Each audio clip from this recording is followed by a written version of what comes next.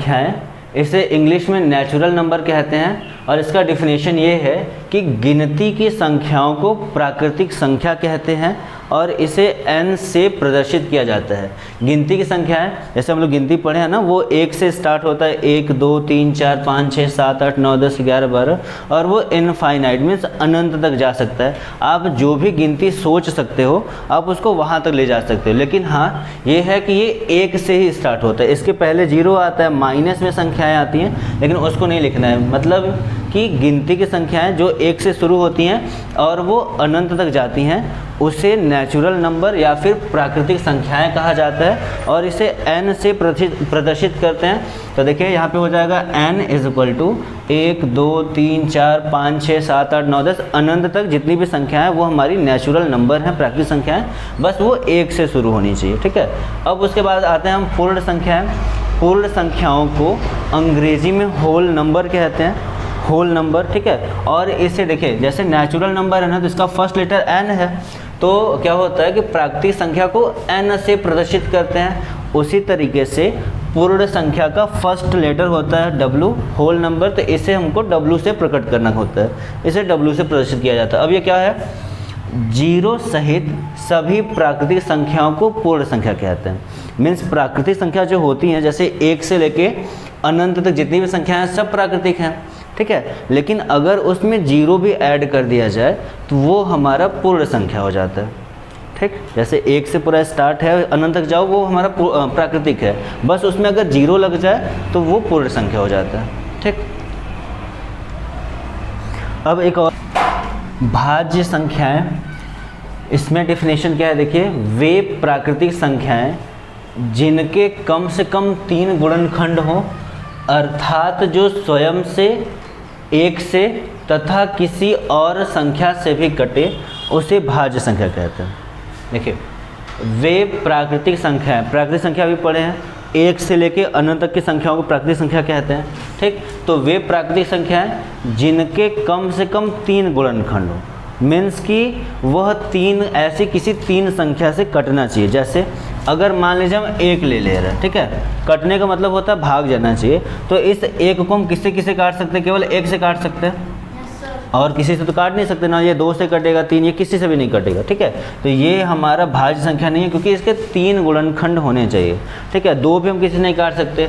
ये देखिए जैसे हमने लिया है 4 को हम किससे किससे काट सकते हैं, 4 को हम 1 से काट सकते हैं, 2। ठीक है, ये 2 के पहाड़ा में आता है तो ये 2 से कट जाएगा और ये 4 के पहाड़ा में आता है तो ये खुद 4 से कट जाएगा। अब आते हैं नियम पे, देखिए क्या लिखा है, वे प्राकृतिक संख्याएं जिनके कम से कम 3 गुणनखंड हो अर्थात जो स्वयं से, देखिए ये जो 4 है वो स्वयं से कटा है ना, 4 से ही कटा है, 1 से कोई भी प्राकृतिक संख्या वो 1 से जरूर कटती है। ठीक है, और किसी और संख्या, देखिए ये 2 किसी और कोई और संख्या है। ठीक, मीन्स कि वह स्वयं से कटनी चाहिए, 1 से कटनी चाहिए और कम से कम किसी और एक संख्या से कटेगा तो वो हमारा भाज्य संख्या होता है। ठीक है, देखिए जैसे 4 है वो 1 से कटता है, 2 से कटता है, 4 से कटता है, देखिए इसके 3 गुणनखंड हो गए, ये हमारा भाज्य है। अगला अंक देख लेते हैं, जैसे 6 है, 6 किससे किससे कटता है, 1 से कटता है, 2 के पहाड़े में आता है, 3 के पहाड़े में आता है और 6 से भी कटता है। इन्होंने बोला है कम से कम 3 गुणनखंड, मीन्स कि 3 से ज़्यादा चाहे जितने हो जाए लेकिन 3 से कम नहीं होने चाहिए। ठीक, तो देखो ये 4 गुणनखंड होगा तो ये भी कटेगा। अच्छा ये देखो 5 जो है वो 1 से कटेगा, है ना, और ये 5 से कटेगा, तो ये आपका भाज्य संख्या नहीं है क्योंकि उसके 3 गुणनखंड होने चाहिए, इसके केवल 2 गुणनखंड, ये हमारा भाज्य संख्या नहीं है। इसलिए यहाँ पे उदाहरण लिखा हुआ है 4 6 9 15 आदि, और भी सारी संख्याएं जो भाज्य संख्या है। अगला देखते हैं अभाज्य संख्याएं। देखिए वे प्राकृतिक संख्याएं जिनके केवल 2 गुणनखंड हो अर्थात वह संख्या स्वयं से कटे। ठीक है, अर्थात वह जो संख्या होगी वह स्वयं से कटे या फिर 1 से कटे और किसी से भी न कटे। देखो अर्थात वह स्वयं व 1 के अतिरिक्त किसी से विभाजित न हो उसे अभाज्य संख्या कहते हैं। जैसे 2 हमारा 1 से कटेगा, 2 से कटेगा, तो कितने गुणनखंड होने चाहिए, केवल 2, न तो 2 से कम न 2 से ज़्यादा। और यही कारण है कि जो एक है वो ना तो हमारा भाज्य है और न ही अभाज्य। क्यों? क्योंकि भाज्य होने के लिए 2 गुणनखंड चाहिए और इस एक को किससे काट सकते हैं? बस एक से, इसका एक ही गुणनखंड है। और भाज्य होने के लिए 3 चाहिए कम से कम, और इसमें तो है नहीं। और अभाज्य होने के लिए 2 चाहिए, जो भी इसमें नहीं है। इसीलिए ना तो एक ये भाज्य है ना अभाज्य है। ठीक, जैसे 3 है, देखो ये केवल 1 से कटता है, 3 से कटता है। 5 केवल 1 से और 3 से कटता है। 7 केवल 1 और 3 से कटता है। तो ये सब सारी संख्याएँ अभाज्य संख्याएँ हैं। देखिए, सम संख्याएं वह संख्याएं जिनका इकाई अंक 0, 2, 4, 6, 8 हो, उसे सम संख्या कहते हैं। जैसे अगर कोई संख्या ले रहा है, जैसे हम ले रहे हैं 46, ठीक है। इसमें ये जो 6 है वो हमारा इकाई स्थान है। ऐसे इधर से गिनते हैं ना, ये इकाई है और ये दहाई है। तो इनका नियम है कि अगर इकाई का अंक, और सारे अंक से कोई मतलब नहीं है, अगर इकाई का अंक अगर वो 0, 2, 4, 6, 8 में से कोई एक यहाँ पे रहता है तो वो सम संख्या होती है। उसके बगल वाला चाहे जो भी संख्या हो, ठीक है। लेकिन वो सारा अंक है, जैसे 50 यहाँ पे इकाई अंक पे 0 है, ये 2 से विभाजित है, अतः ये सम संख्या है। 68 इकाई अंक पे 8 है, ये हमारा सम संख्या है। 100 इकाई अंक पे 0 है, ये हमारा सम संख्या है। ऐसे बहुत सारी संख्याएं, ऐसे इनफाइनाइट आदि। आगे देखते हैं विषम संख्याएं। वह संख्याएं जिनका इकाई अंक 1, 3, 5, 7, 9 होता है उसे विषम संख्या कहते हैं। मीन्स कि अगर इकाई के स्थान पे यदि 1, 3, 5, 7 या 9 आएगा तो वह संख्या विषम संख्या होगी। जैसे अगर कोई संख्या ले लें, जैसे हम 3 ले लिए तो ये केवल इकाई अंक है, ये हमारा विषम संख्या है, ठीक है। जैसे हम ले लिए 11, इकाई अंक पे 1 है ना, और अगर 1 आएगा तो वो विषम संख्या होगा, तो ये विषम संख्या हो गया। 13 विषम संख्या है, 15 विषम संख्या है, 17 विषम संख्या है, 101 विषम संख्या, क्योंकि यहाँ पे इकाई अंक पे 1 आया है ना। 203 विषम संख्या है, 159 आदि। ये सब सारे के सारे विषम संख्या जिनके इकाई अंक पे यदि 1, 3, 5, 7, 9 आ जाए उसे विषम संख्या कहते हैं। अब हम पढ़ने जा रहे हैं संख्याओं के योगफल से संबंधित प्रमुख सूत्र। इसमें देखिए, जैसे सूत्र नंबर पहला है प्रथम n प्राकृतिक संख्याओं का योगफल, ठीक है। इसका फार्मूला होता है n ब्रैकेट में n+1/2। ये होता है प्रथम n प्राकृतिक संख्याओं का औसत। और ये सूत्र लगेगा कहाँ पे, ये देख लेते हैं। जैसे मान लीजिए कोई क्वेश्चन आता है ना कि 1 से लेकर 10 तक के संख्या का योगफल बताइए, या योगफल कितना होगा। क्वेश्चन कई बार इस तरीके का आता है, तो आप क्या करने लगते हो, 1, 2, 3, 4, 5, 6, 7, 8, 9 तक सबको जोड़ने लगते हो, यही करते हो ना। लेकिन इसको एकदम सिंपल तरीके से हल किया जा सकता है। देखिए, जैसे ये बोला ना प्रथम n, मतलब क्या बोल रहा है, ये बोल रहा है कि प्रथम 10 तक का, प्रथम जो 10 अंक आता है 1 से 10 तक, उसका हमको योगफल बताना है। करोगे कैसे, देखिए प्रथम n और प्रथम 10, तो ये जो 10 है यहाँ पे वो n हो जाएगा, मतलब n = हो जाएगा 10, ठीक है। n का मान 10 हो गया ना। अब हम फार्मूला में रख देते हैं, क्या रखना है, पहले रखना है n मतलब 10 रखना है, फिर ब्रैकेट लगाना है n+1 मतलब 10 + 1 के अपान 2। इसी को सॉल्व कर देंगे, हमारा आंसर आ जाएगा। देखिए करेंगे कैसे, चाहे तो ये 10, ये 2 आप 10 से काट सकते हो, या फिर पहले कुछ भी कर लो। देखो 2 1 कम 2, 2 पंजे 10, यहाँ पे आ गया 5, और 10 में 1 जोड़े तो आया 11, और यहाँ पे बीच में कोई निशान नहीं है तो मल्टीप्लाई का निशान है, 11 5 ये देखो।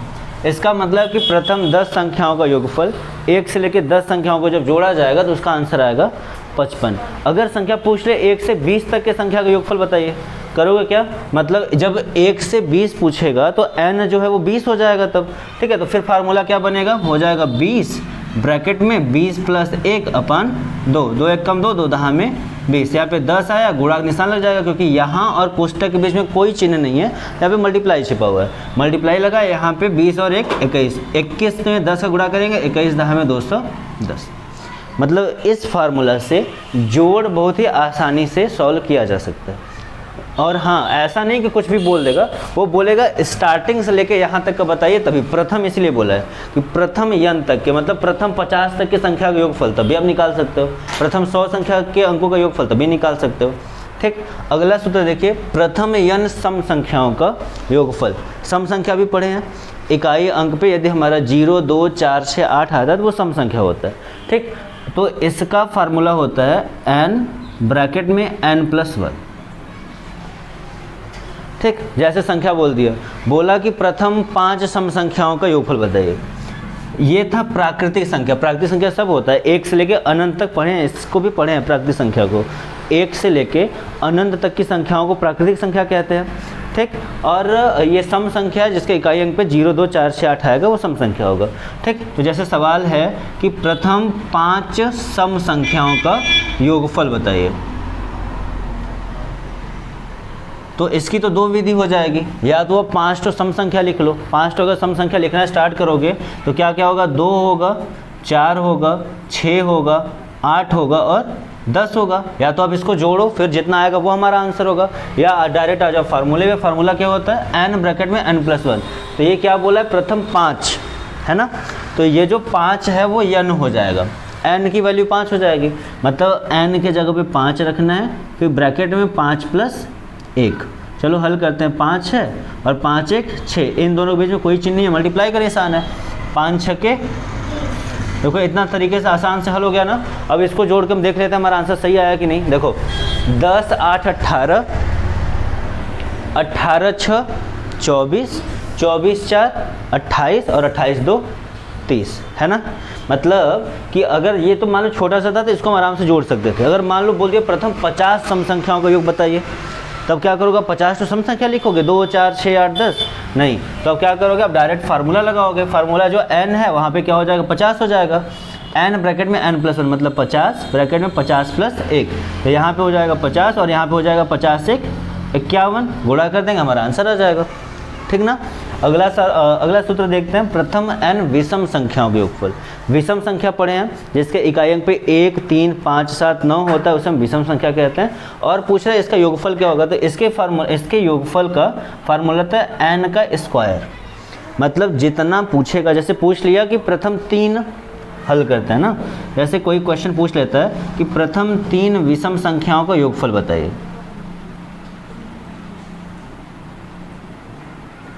तो अब क्या करोगे, प्रथम 3 विषम संख्याएं कौन कौन सी हैं, 1 है, 3 है और 5 है, यही है ना। 1 + 3 + 5, या तो आप जोड़ो या तो फार्मूले पे आ जाओ। फार्मूला क्या कहता है, प्रथम यन, मतलब जो यन होगा, जो क्वेश्चन में रहेगा वही यन का मान हो जाएगा। यहाँ पे 3 बोला ना, तो ये जो यन है वो क्या हो जाएगा, 3। अब ये क्या कह रहे हैं, फार्मूला में रखेंगे तो 3 का स्क्वायर करना है। अब तीनों का फार्मूला अलग अलग है, अलग अलग तरीके से लगाना है। अब 3 का स्क्वायर मतलब 3 का 3 में गुणा, स्क्वायर का मतलब होता है उस संख्या का उसी में गुणा। 3 त्रिक आ गया आंसर इसका। देखिए 5 3 8 8 1 9 है ना, जोड़ने पे 9 आएगा। जब छोटी संख्या है, जैसे बोल दे प्रथम 3 बताइए, प्रथम 5 बताइए, तब तक के लिए सही है। लेकिन जैसे ही बहुत बड़ी संख्या होगी, प्रथम 50 विषम संख्याओं का योगफल बताइए, कहाँ से निकाल पाओगे, 50 तो विषम तो लिखोगे नहीं, डायरेक्ट फार्मूला में रखोगे। अगर मान लो प्रथम 50 कहेगा, विषम संख्या है, तो क्या करोगे, ये जो यन है वो 50 हो जाएगा, और 50 का स्क्वायर मतलब 50 का 50 में गुणा करेंगे तो 2500 हो जाएगा।